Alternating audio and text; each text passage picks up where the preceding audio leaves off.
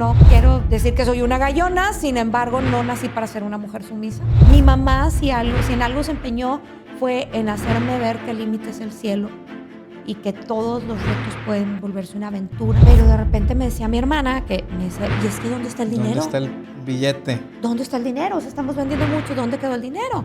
Ya no estaba saliendo lo que necesitábamos para mantener el tema del negocio. O sea, yo fui agarrando el área comercial, fui desarrollando otras gerencias, donde ya no todo lo tengo que hacer yo. Ya ahorita nosotros ya fungimos como un área directiva, ya tenemos gerencias, ya tenemos coordinación.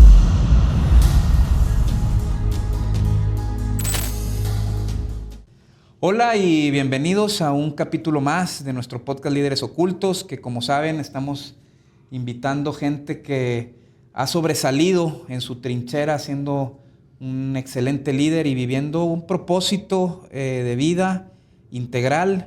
Y el día de hoy tengo una invitada especial, tengo tiempo de conocerla, compañera del IPADE, ahorita está haciendo su maestría, nunca está quieta, le digo el conejito Energy Bunny porque anda para arriba y para abajo.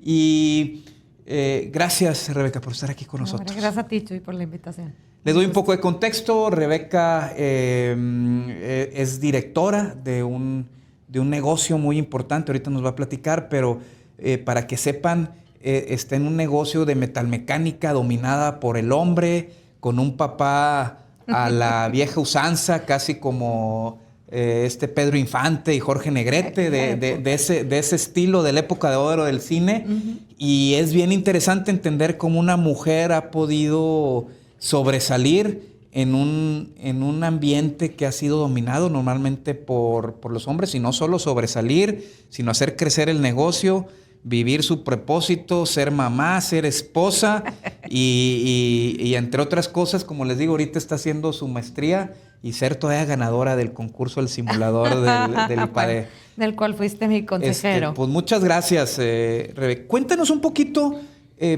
tu historia de cómo arrancas en el negocio familiar cuando tienes un papá que era extremadamente machista. Bueno, me voy al año 0, me voy al año 10. Donde tú quieras, esto es libre cátedra, como dicen. Libre cátedra, perfecto. Bueno, como preámbulo, pues yo llegué al negocio sin querer trabajar en el negocio. Soy orgullosamente licenciada, porque los ingenieros siempre se burlan de los licenciados. Soy licenciada en Mercadotecnia. Yo trabajaba en relaciones públicas en un corporativo aquí en Monterrey. Por azares del destino salgo, luego empiezo a trabajar como consultora y un buen día me habla mi hermana. Me dice, oye, hermana, ¿sabes qué? Es que ella estaba embarazada, me dice, y ya me tengo que ir a mi incapacidad. O sea, en aquel entonces la empresa se había certificado en ISO 9 y había que darle seguimiento al tema de calidad, ¿verdad? Porque ya venía la auditoría de seguimiento.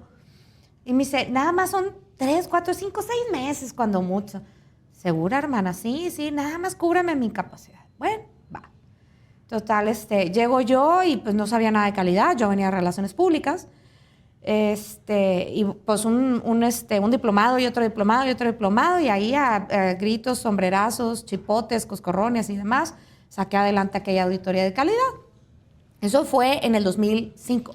A ver, nomás, y como antecedentes, antes de entrar al negocio familiar, tú habías huido de entrar al negocio familiar. Sí. Y nomás como contexto, también en aquellos tiempos, y si me permites comentarlo, sus papás se divorcian, ¿no? Sí. Que era un tema medio tabú todavía en esos tiempos aquí en Monterrey.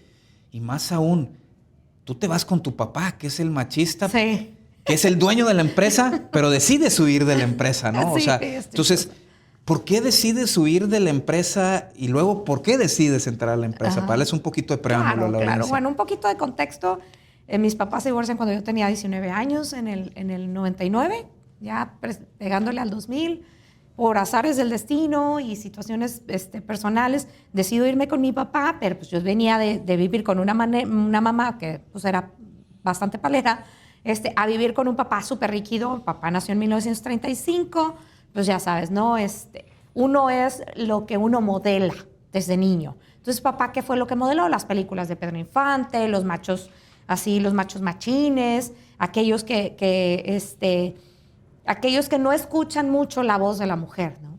Mamá siempre fue una mujer muy sumisa, que amaba intensamente a mi papá, pero ella siempre fue muy sumisa y muy de darle gusto a papá. Se alineaba a tu Se papá. alineaba completamente y papá pues siempre fue macho alfa, lomo plateado. Entonces luego me toca irme a vivir con papá cuando empiezo ahora sí a conocer a papá, porque yo no conocía a mi papá más que como un proveedor. Era un proveedor que pues, él aportaba para mis estudios y era alguien a quien yo eventualmente veía pues 2, 3 veces a la semana por la noche cuando llegaba a casa, ¿no? Entonces me voy a vivir con él y fue, pues ahora sí que vamos a conocernos. Entonces al empezar a conocernos, pues papá me empieza a poner reglas muy limitativas.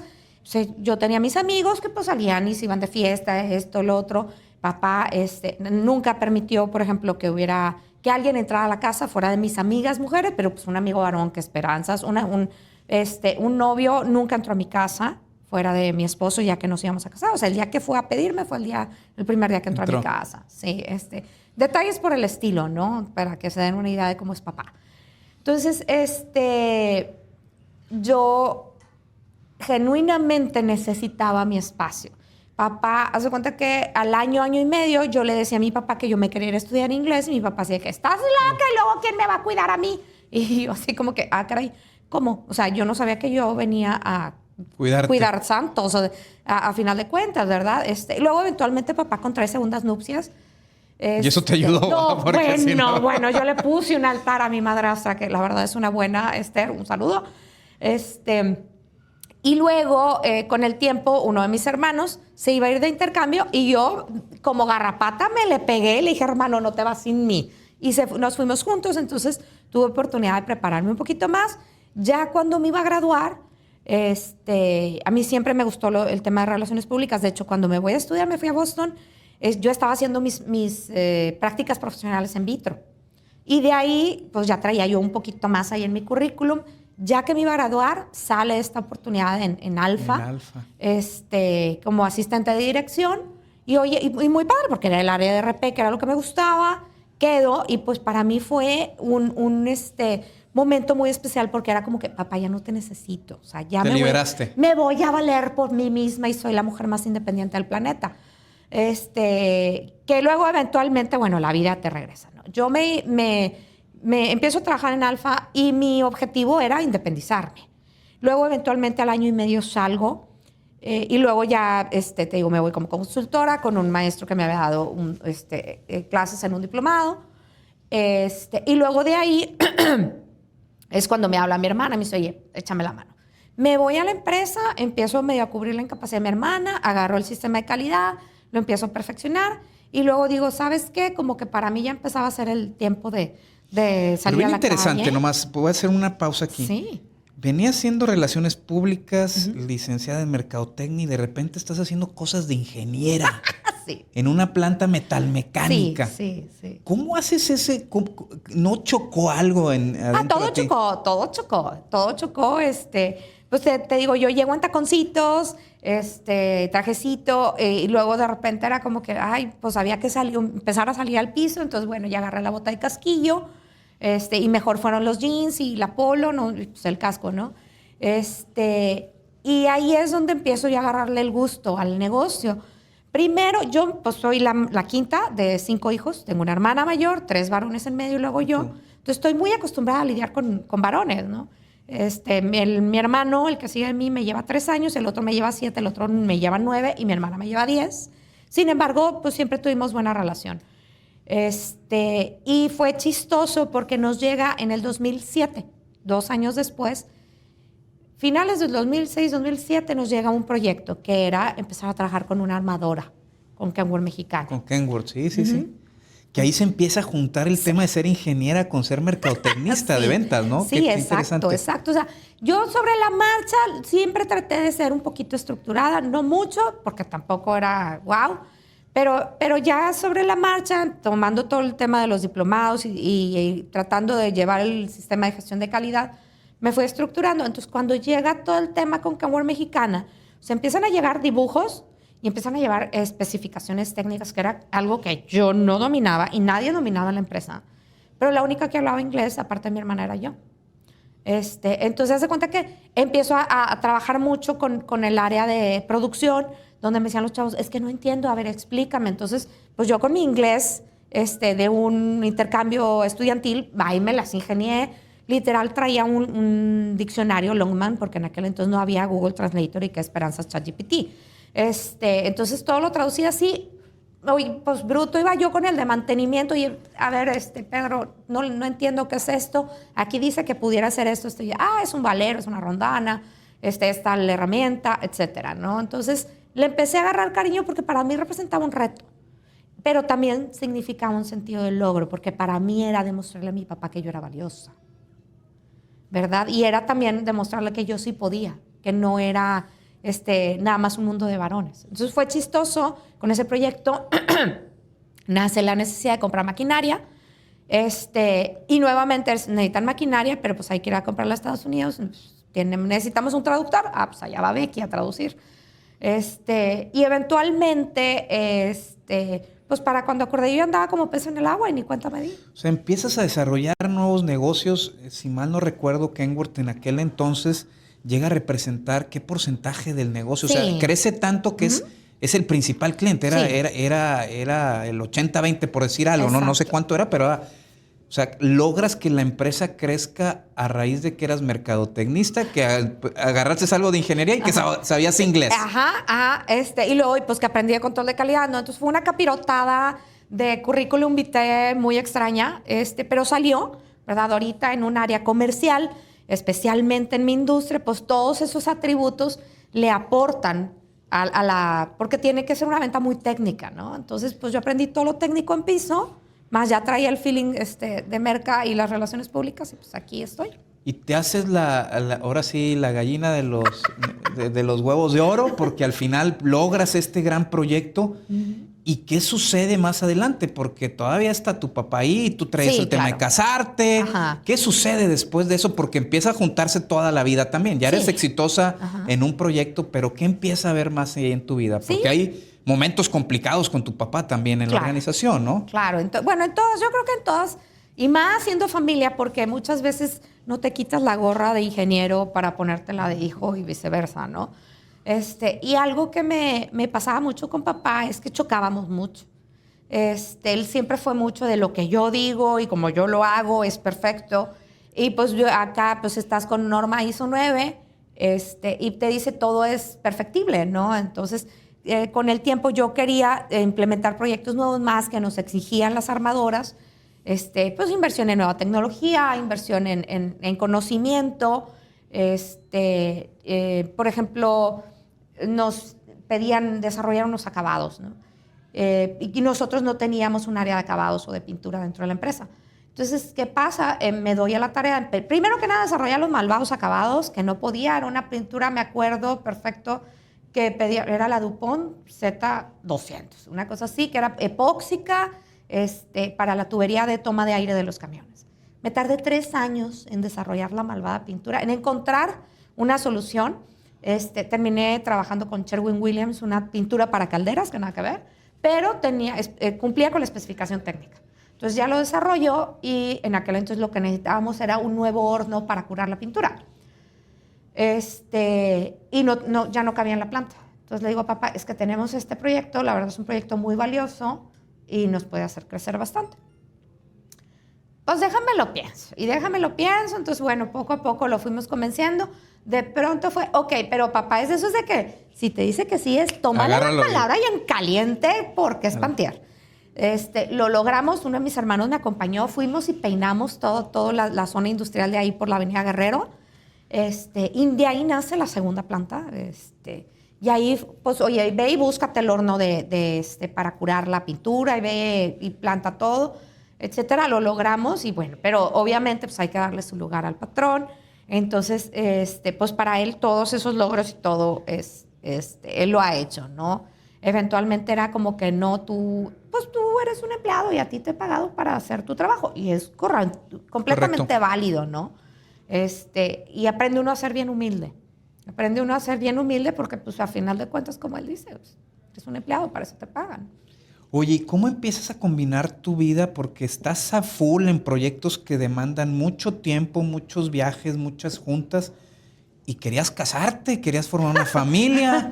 Sí. ¿Cómo lo empiezas a equilibrar o a llevar esas cosas? La verdad, mira, si tú me dijeras una fórmula perfecta, yo nunca tuve una fórmula, fue como que poco a poco se fuera dando. Mi esposo es médico veterinario, entonces las industrias no se compaginan, no trabajamos juntos, entonces creo que hay mucha gente que trabaja muy bien sola junto con su pareja. Creo que en nuestro caso no hubiera sido el caso. Los dos tenemos un carácter recio. Pero sin embargo nos apoyamos bastante, ¿no? Entonces, bueno, queríamos casarnos. Primero que nada fue, oye, bueno, vamos a casarnos. ¿Cuándo ponemos la fecha? Pues, ¿con qué nos alcanza? ¿Qué queremos y qué nos alcanza, no? Entonces me acuerdo que en aquel entonces me decía, bueno, yo puedo poner 2,500 pesos a la semana para ir juntando para la boda. Bueno, pues yo también. Y de ahí, literal, hicimos un Excelito, lo arrastramos, podemos casarnos en año y medio, preparamos la boda. Le digo yo a mi papá, o sea, el día que yo llego con mi anillo de compromiso a la casa, mi papá se volteó. No me habló en 3 días. Sí, fue chistosísimo, porque pues para él era el primer y único hombre en mi vida, ¿no? Y el otro era un accesorio prácticamente. Total, llega ya el día de casarme. Me acuerdo perfecto que nos casamos. Me salgo de casa y regreso, pero todavía no nos entregaban la casa. Y pues era como que, pues aquí no cabes, mijita. Le hablo con mi mamá, ya había arreglado mi situación con mi mamá. Me dice, no, vénganse a la casa. Entonces estuvimos en casa de mamá de paracaidistas como 4 o 5 meses. Ya nos entregan la casa por fin. Pero para esto mi papá era, saca tus cosas ya. Pero desde el mes 1, saca tus cosas ya. Entonces yo termino con mis cosas en casa de mamá, porque yo necesito el espacio. Pero papá, o sea, nadie más vive con usted. Yo necesito el espacio. Bueno, pues gánale al PRI, como dice mi papá. Digo, esa frase es muy de su vieja. época, porque pues en aquel entonces nomás el PRI ganaba, Ahora ¿no? es gánale a la 4. Exacto, y ahora es gánale a la 4, exacto. Entonces, bueno, así es. Luego, eventualmente, 4 o 5 años después, nos animamos a tener un bebé, el Fercho. Y pues fue un embarazo chistoso. A los 3 meses, papá nunca se enferma. Y a los 3 meses, papá es... ¡Oh! Me falta el aire un día en la oficina y bueno, córrele. Yo ya traía algo de pancita y córrele, vamos a llevar a papá al hospital. Llevamos al hospital. No le pasa nada. Está deshidratado el señor. Denle un suerito. Un suerito y se le pasa. Hoy a los 3, 4 meses le vuelve a pasar. Ya poco antes de que naciera el Fercho, bueno, no tanto. Yo ya tenía 6 meses de embarazo. Me toca llevar a papá a, ¿cómo le llama? La comprobación de la supervivencia, ahí al IMSS. En aquel entonces todavía se usaba la comprobación de la supervivencia. Y pues hubo una situación muy incómoda ahí en la clínica con mi papá, o sea, mi papá y yo, que llegamos y pues se portó...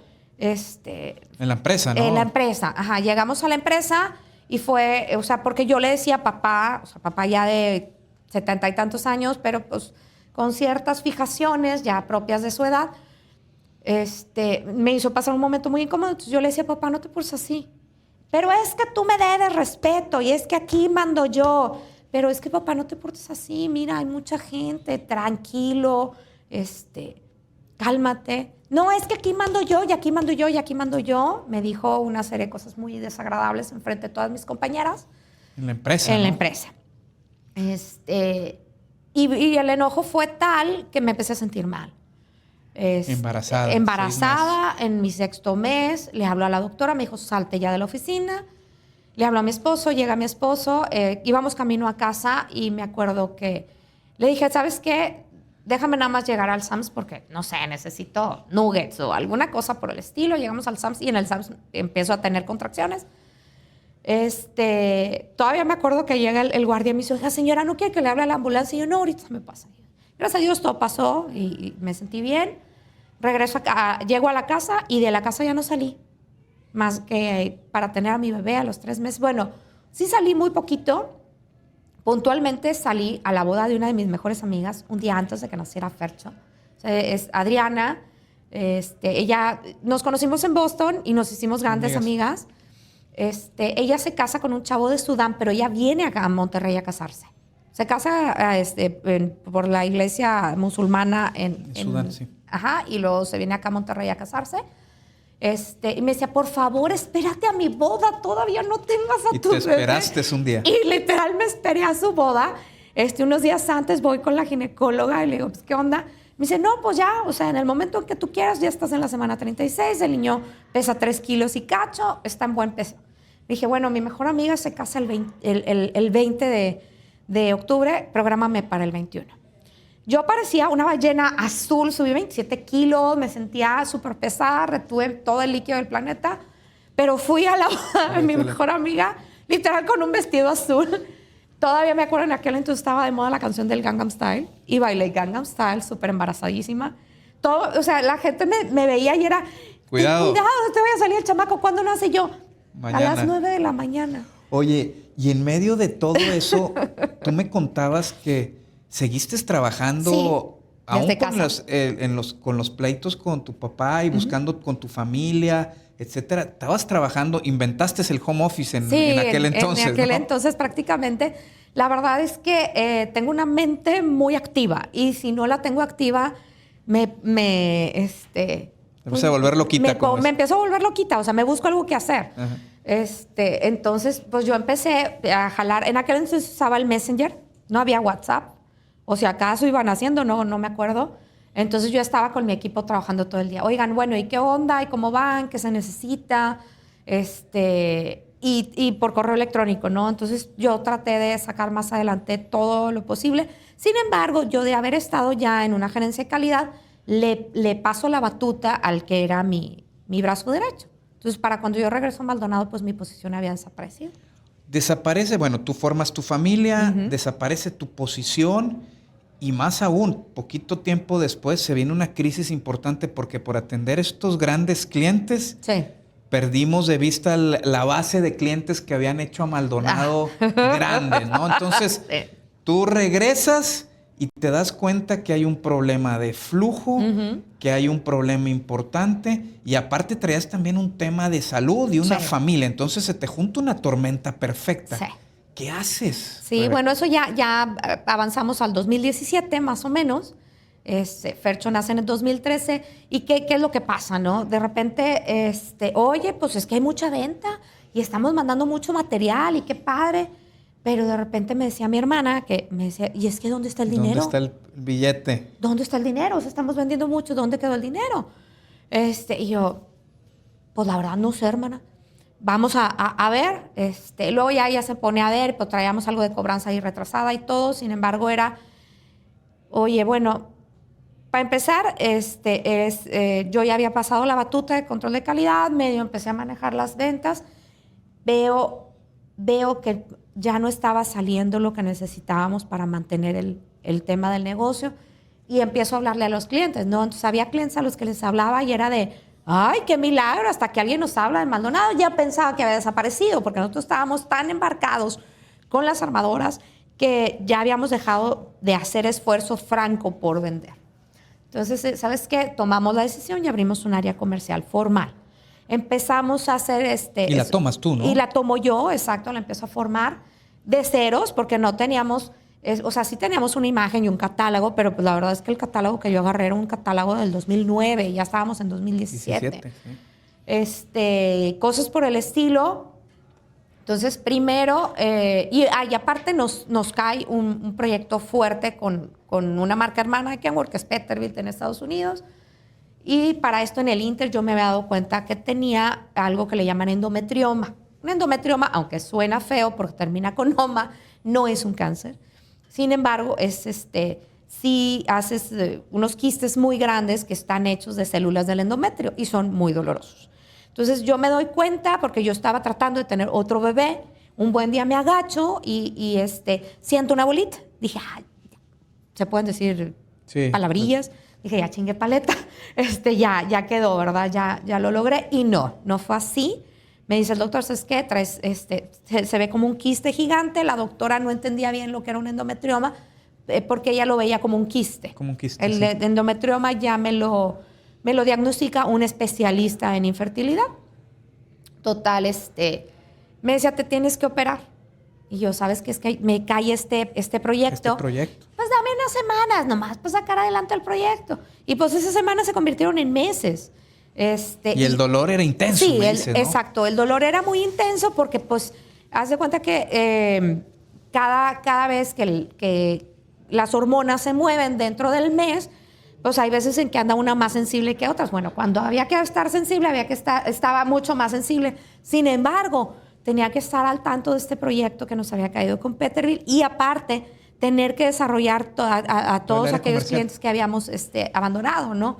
Entonces, era todo el tiempo estar en contacto con el área de producción porque nos llegaron con un proyecto que eran por literal miles de tubos, eran más de 20,000 tubos los que necesitaban. A mí me interesaba demasiado el proyecto porque tenía que sacar adelante el negocio. Entonces, un mes me llevó a otro y otro mes me llevó al otro. Y aparte, en teoría, yo no debía de viajar y me traían de planta en planta visitando, tratando de solucionar aquellas situaciones, ¿no? Hasta que ya llegó septiembre, ese proyecto empezó en abril. Llega septiembre, yo ya no podía, era mucho mi dolor. De haber sabido, me hubiera operado desde el principio, porque la recuperación, la verdad es que fue mucho más amigable. Qué necesidad de andar sufriendo, ¿no? Pero al final tú fijaste tu prioridad Sí. en sacar al negocio primero, pusiste tu salud después Sí. y tu familia. Es una decisión complicada. Sí. ¿Cómo tomas esa decisión? Mira, la verdad te digo, yo pensaba que iba a ser una cuestión de 2, 3 semanas, que luego me llevó a un mes, ya otro mes, ya otro mes. Afortunadamente tengo una red de soporte muy buena, muy generosa, que en aquel entonces era mi mamá, en paz descanse, mi hermana, que era de, bueno, oye, pues si hay que pasar por el niño al colegio o algo, pues yo te echo la mano, etcétera. En aquel entonces, yo decido contratar a un asistente. ¿Por qué? Porque era entre, vamos a darle gusto al patrón y mi trabajo. Pero si yo quería generar dinero o negocio, pues no podía estar llevando al patrón a la vueltecita y cositas por el estilo. Hay quien pueda decir, es que yo nunca escogería, pues, por ejemplo, que alguien recoja a mi niño del colegio. Traté de evaluarlo. O sea, de hecho, hay cosas que se desacomodan y se reacomodan con el tiempo. Esa fue una de ellas. Mi prioridad era sacar adelante. ¿Por qué el negocio? ¿Por qué el negocio? Porque de ahí salió para mis chicles. Y para los de muchos que estamos ahí, ¿verdad? Mi hijo, la familia, y yo sabía que no iba a ser algo que iba a ser para siempre. Decidiste sacrificar temporalmente, pero siempre tuviste el tema del equilibrio para adelante. Sí, o sea, yo siempre lo veía a posteriori, el equilibrio, ¿no? Es, ok, vamos a agarrar la situación, vamos a tratar de contener la situación, una vez contenida la situación, y de tratar de identificar, diagnosticar, y ahora sí, un plan de acción.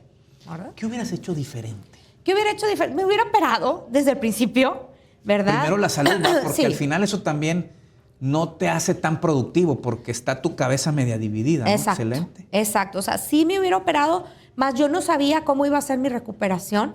Claro, afortunadamente ahorita yo ya desarrollé, te digo, mi red de soporte en casa como mi red de soporte en el negocio. A mí me tocó desarrollar varias áreas del negocio que no existían. Entonces ahorita, por ejemplo, que estoy haciendo mi maestría, yo sí ya tengo mi equipo desarrollado. O sea, yo fui agarrando el área comercial, fui desarrollando otras gerencias, donde ya no todo lo tengo que hacer yo. Porque hace muchos años, en aquel entonces, quienes hacíamos la coordinación, o sea, lo que hacen ahorita los coordinadores de mi equipo, lo hacíamos mi primo y yo. Ya ahorita nosotros ya fungimos como un área directiva, ya tenemos gerencias, ya tenemos coordinaciones. Fue, ¿cómo te digo? Fue una... déjame estructurar mi idea y luego regreso a este punto, ¿va? Hay una analogía que me gusta mucho, que manejamos en clase, que se llama ¿qué prefieres ser? ¿Prefieres ser rey o prefieres ser rico? ¿No? Y aquel que es rey es aquel que anda metido en todo y toma todas las decisiones. Pero se siente feliz, claro, porque es el ego, el reconocimiento. Exacto, y le encanta el farol y es el ajonjolí de todos los moles y demás, ¿no? Y aquel que decide ser rico dice, ¿sabes qué? A mí no me importa tanto el reflector. Reconocimiento. A mí lo que me interesa es el resultado. Entonces, ¿qué haría diferente de aquella época? Definitivamente es, ¿sabes qué? Darle el reflector a alguien más. Y tú nomás estar tras bambalinas. Y estar gestionando. Entonces, ahorita que estoy haciendo mi maestría, pues ya logré salir de ser una reina a tratar de ser una rica, a buscar gestionar, ya teniendo a mi equipo de trabajo desarrollando lo que yo estoy gestionando, ¿no? Y ahorita, pues yo ya lo que estoy buscando es dedicarme a hacer crecer el negocio. Excelente, excelente. Ahora, en todo esto que hay desequilibrios, que hay ajustes, que hay desajustes, que tu papá ya tiene 90 años, ahorita más de 90 años, ¿cómo crees que está la relación después de toda esta vida con tu papá? Bueno, es chistoso porque los papeles se invierten, ¿verdad? Digo, no es que yo sea la hembra alfa lomo plateado, ¿verdad? Pero sí llega un punto en que aprendes a exigir tu lugar, aprendes a poner tus límites, exacto, y decir, a ver, papá, cálmate. O sea, sí, aquí tú eres el que fundó todo, tú eres el que lo hizo crecer. Sin embargo, en este momento necesito que me pases la batuta. Yo sé que tú te sientes muy fuerte porque él siempre dice, es que yo me siento muy fuerte. Y me encanta porque él dice, pero uno no está exento de un accidente o algo por el estilo. O sea, él se siente súper poderoso y lo respeto y lo amo, pero él sigue siendo un rey. Entonces, lo que he aprendido ha sido, lo escucho y de lo que escucho tomo lo que es conveniente para la situación que estoy manejando, le doy su lugar, lo respeto. Claro, no es tan fácil como lo estoy platicando, ¿verdad? No es así, ay, todo es felicidad y bien padre y bien bonito. No, de repente hay que, como a veces ves a los borregos, ¿no? Que los ves y de repente se ganchan los cuernos de uno con el otro. Y de repente ahí estamos los dos ganchados y de repente digo, mira, él no va a ceder. Cedo yo tantito, le doy su lugar, lo dejo ser. Y sin embargo, tras bambalinas, pues yo como quiera estoy moviendo los hilos para que el negocio siga. Entonces, fíjate, corriendo. Bien interesante. Creo que de lo que podemos aprender es, eres una chica muy echada para adelante, haces que las cosas sucedan, pero si podemos tener un aprendizaje importante es esto de, a mí me encantó lo que estás diciendo, de ser rico. Qué diferente hubiera sido si hubieras pensado en tema de tener un sistema de gestión alrededor de los objetivos que querías lograr, sí, en lugar de tú estar persiguiendo lograr los objetivos por ti sola, ¿no? Es la gran diferencia. Ese es un gran aprendizaje que tuviste. La otra es, tienes que saber sobrellevar, bien interesante, porque ahorita decimos, es que cómo se llevan generaciones, supiste llevarlo con una generación atrás de los baby boomers, yo iba a decir, o sea, ni baby boomer, o sea, estoy un poquito más atrás de los baby boomers, y cómo este aprendizaje de fijar límites, que sí, que no, es un aprendizaje importante que puedes compartir, que tal vez pensando en la Rebeca hace 20, 30 años le hubiéramos dado esos consejos, ¿no? Claro. Pero cuéntanos, ya hablamos de la parte profesional, también hablamos de tu parte personal, ¿y cómo ha jugado Dios y tu fe en todo este caminar de tantas subidas y bajadas que ha tenido tu vida? Claro, bueno, ¿qué te puedo decir? Mira, digo, yo respeto, hay mucha gente que dice, yo no creo en nadie, y se súper respeta. Yo sí creo, como muchos, que hay un ser todopoderoso, como un buen amigo que no es católico, le llamaba, ¿no? Él es musulmán y él decía, The Almighty, siempre decía The Almighty. Y es el todopoderoso y bueno, pues muchos creemos en que hay un ser supremo, sí lo creo fervientemente en la Virgen y créeme que platico con ellos todos los días a todas horas, le hablo también a mi madre que está en el cielo y siempre pido que me iluminen. O sea, para mí, por ejemplo, la frase de la oración de la serenidad es una oración que se dice de perdido 2 o 3 veces por semana, ¿no? Y es, Señor, concédeme la serenidad para aceptar lo que no puedo cambiar. Concédeme valor para cambiar lo que sí puedo. Y sabiduría, mucha sabiduría, para reconocer la diferencia. Entonces, créeme que tengo mucho mi diálogo interno con Diosito y le digo, Señor, por favor, ilumíname, ¿no? Y de una manera u otra... Lo tienes presente continuamente. Siempre me manda señales. Como te platicé el otro día, ¿no? A veces te puede mandar una señal desde una galleta. Ahorita les cuento mi anécdota. O te puede mandar una señal donde de repente algo que ni tenías en el radar sucede, ¿no? La anécdota de la galleta es en alguna ocasión, pues yo traía un tema personal que necesitaba llevar a cabo, ¿no? Una decisión que tenía que saber si sí o si no. Entonces iba yo manejando por Avenida Lázaro Cárdenas de oriente a poniente y de pronto pum, veo un panorámico con una galleta maravilla de las de Gámez. Y esa galleta me recordó a mi abuela y mi abuela siempre fue muy echada para adelante. Me recordó a mi abuela porque en su casa siempre se tomaba el café a las 6 de la tarde con 4 galletas Maravilla, ¿no? Entonces me recuerda que mi abuela era de, mijita, o sea, lo que se necesite siempre, tú dale para adelante porque Dios está contigo. Entonces, te puedo decir que de esa manera encuentro yo que Diosito siempre me manda señales, ¿no? Para salir adelante. Oye, hay una pregunta que siempre la hago normalmente más a los hombres que a las mujeres, pero quiero cambiarla. Uh-huh. ¿Tú crees que hubieras logrado todo lo que has logrado si no hubieras tenido al esposo que tienes al día de hoy?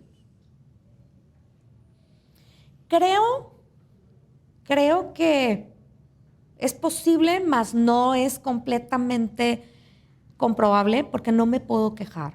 Fernando es alguien que siempre me ha dado la libertad de actuar, de ser como soy.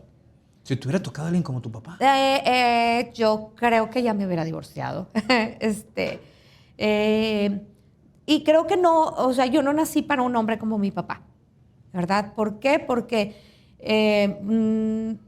no quiero decir que soy una gallona, sin embargo, no nací para ser una mujer sumisa. Mi mamá, si en algo se empeñó, fue en hacerme ver que el límite es el cielo y que todos los retos pueden volverse una aventura. Entonces, creo que si me hubiera tocado un esposo diferente, no estaría donde estoy. Excelente. Oye, penúltima pregunta que te tengo. Fercho va a ser la tercera generación. Es un gran dilema. ¿Qué consejos le vas a dar a Fercho cuando decida qué estudiar y dónde trabajar? Pues, sí. Consejos, porque no más podemos dar consejos. No, es que es un gran dilema porque créeme, o sea, Fernando, mi esposo, te digo, es médico veterinario, él es cirujano y tiene un nicho muy específico, ¿no? Le va muy bien y es muy reconocido en su medio.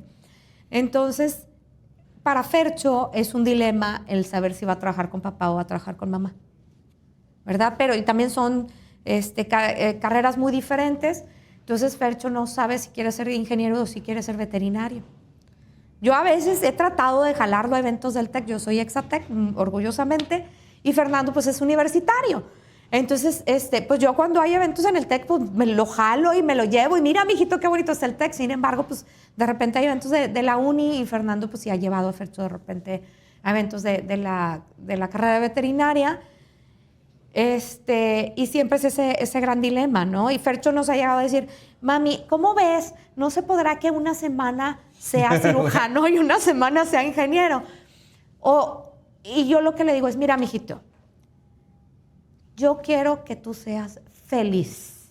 Donde brilles. Para mí, exacto, para mí lo importante es que tú seas feliz. En ocasiones me ha tocado, Fercho desde el añito ha entrado al quirófano, literal, tengo fotografías de él con su cubreboquitas y su cofia, y de repente va y entra con Fernando como asistente de cirugía. Nos ha tocado hace 2 Navidades, literal, Fernando tuvo que hacer una cirugía y Fercho fue su ayudante porque no había quien más le ayudara.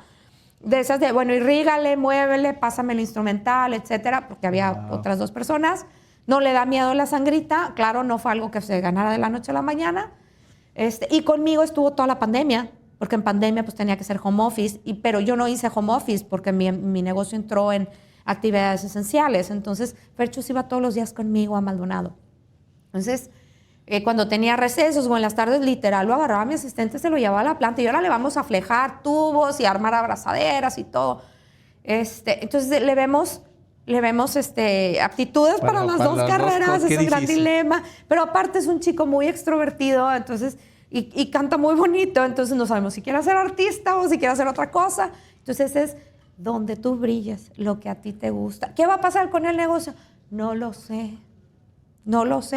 pero yo no quiero que él se sienta amarrado a un sueño que es mío o es de mi papá. Lo que a él le haga feliz es lo que va a ser perfecto. Excelente. Última pregunta, mi Rebe. Este podcast se llama Líderes Ocultos. ¿Por qué crees que te escogí a ti para que vinieras a este podcast? Que ya lo habíamos platicado hace tiempo y luego como que se quedó ahí en pausa. Porque, bueno, primero se apagó la lámpara. Si quieres puedes detener la grabación. y si no, pues seguimos grabando. ¿Lo paramos o qué? No. Sí. ¿Por qué creo que me escogiste a mí? No tengo la menor idea. Creo que puede ser porque mi perfil es muy diferente de lo normal. De una manera u otra, con uñas, dientes o gritos y sombrerazos, logré abrirme paso en una industria que no es comúnmente de mujeres. Creo que por eso fue. Sí, fíjate, Líderes Ocultos lo que busca es inspirar a la gente, sobre todo a los jóvenes, a que vean historias de que no tienes que ser influencer, no tienes que ser alguien que ande presumiendo en las redes lo que eres, sino que veas que atrás hay todo un fundamento que nadie ve. Sí, claro. Para que tú llegues a liderar primero tu vida con un propósito, con una pasión, con un buen objetivo. Y desde hace años que nos conocimos, recuerdo perfectamente que fuimos a comer ahí a Los Arcos. Sí, qué rico. Ya nos conocíamos en Lipade, pero platicamos y me platicaste toda tu historia y la pasión con lo que haces. Digo, oye, esta es una historia que no está en redes, que no es un influencer que anda presumiendo lo que hizo, pero es una historia que inspira, pero no es pública. Y para mí eso es lo que buscamos, que tengamos historias ocultas que la gente no conoce, que no porque seas la directora y dueña, porque pues ahí estás con tu papá de una empresa, ya naciste todo hecho y nomás presumo. O sea, todo lo que tuviste que pasar para poder ser una líder que ha seguido lo que le apasiona y que nació siendo licenciada y terminó siendo ingeniera. Sí. Y te agradezco mucho, Rebe, por esta entrevista. Estuvo muy padre y les dejo ese tema. O sea, que aunque a veces puedes tener una empresa familiar, siempre tenemos que luchar por esos objetivos y esos sueños que queremos lograr. Claro. No sé si quieres cerrar con algo. No, pues yo nada más los invito a todos, ahora sí que primero que nada, perseguir sus sueños, a que vean en cada reto, una aventura, una posible anécdota de vida, un crecimiento que los va a llevar a quién sabe dónde, pero tengan por seguro que cada situación que superen tiene siempre un aprendizaje detrás de. Si es un mensaje para las nuevas generaciones, algo que quisiera decirles es: no crean que la inteligencia artificial lo cree todo. Las grandes aventuras se viven por instinto, se viven de manera interna, no se viven a través de una máquina. Aún el influencer más influencer tiene todo un aparato de producción detrás y todo un equipo que le apoya. No nace, no crece y no se hace solito, ¿verdad? Todos necesitamos de todos y hay que ser muy humildes porque siempre va a haber alguien de quien aprender. Y donde menos te imaginas va a haber quien te pueda ayudar. Ya está. Pues muchas gracias, Rebe. Y muchas gracias a toda la audiencia. Espero que haya sido de bendición y recuerden, es compartirles más experiencia que teoría de gente que ha vivido, y creo que si aprendemos y tenemos la humildad de aprender de los demás, nuestras vidas serían más sencillas y más llevaderas. Abrazo, mis líderes.